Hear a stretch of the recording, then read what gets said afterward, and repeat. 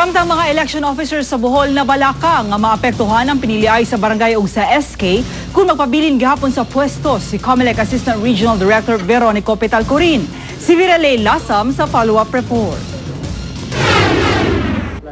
7 ka mga election officers sa probinsya sa Bohol ang mipasaka og kasong coercion batok ni COMELEC Assistant Regional Director Veronico Petalcorin.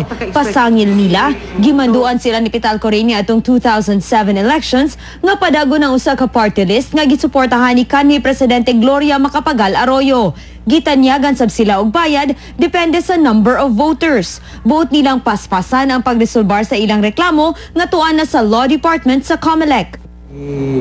Hangyo nga kuan o mahimo na ma-neutralize ang mga kuan ba kaning gitatawag nato nga ma-level lang ang playing field na dili siya ka exert og effort or di siya ka exert og influence nga mabutang sa disadvantage ang kanang gapaylo sa kaso.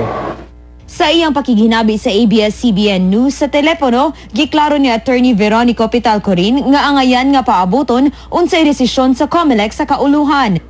Gikatakdang magtagbo sunod simana ang COMELEC, kapulisan ug militar aron planuhon ang seguridad sa piniliay.